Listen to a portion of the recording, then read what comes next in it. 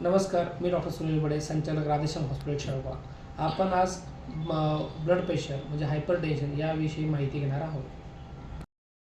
आपल्याला हायपरटेन्शन आहे हे कधी ओळखावे?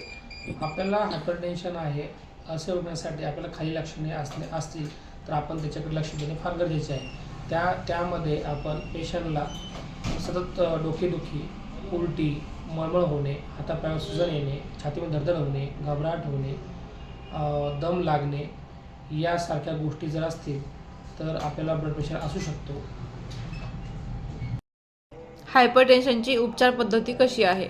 हायपरटेन्शनची उपचार पद्धती ही मुख्य दोन प्रकारची असते. याच्यामध्ये एक असते औषधासोबत, दुसरी असते औषधाविना. औषधासोबतची उपचार पद्धती आपण डॉक्टरांच्या सल्ल्यानुसारच करणे गरजेचे असते आणि औषधाविना उपचार पद्धतीमध्ये पेशंटने आपल्या जीवनशैलीत बदल करणे, लवकर उठून व्यायाम करणे, आपले वजन नियंत्रणात ठेवणे, शरीरातील ताणतणाव कमी ठेवणे, योग्य आहार घेणे, खाण्यामध्ये खारट पदार्थ, मिठाचे पदार्थ कमी करणे, चरबीयुक्त पदार्थ टाळणे, दारू, सिगारेट, तंबाखू यासारखे व्यसनाच्या गोष्टीपासून दूर राहणे आणि आपली जीवनशैली योग्य तऱ्हेने सांभाळणे यासारख्या जर गोष्टी जर केल्या तर निश्चितच पेशंटला त्याचा फायदा होऊ शकतो.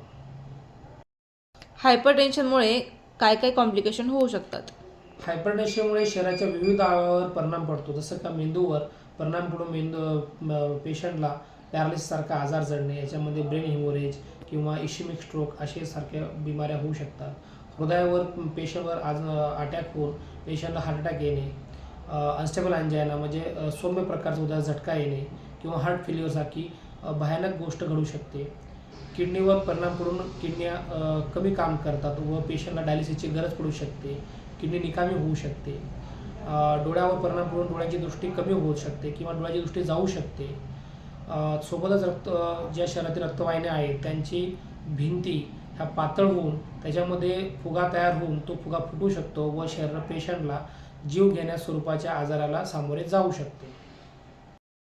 हायपरटेन्शनमुळे काही कॉम्प्लिकेशन होऊ नयेत यासाठी नॉर्मल रेंज किती असली पाहिजे? हायपरटेन्शनमुळे आपल्या शरीरावर काही परिणाम होऊ नये यासाठी आपला 140 सिस्टोलिक आणि डायस्टोलिक 80 याच्या खाली असणे फार गरजेचे आहे.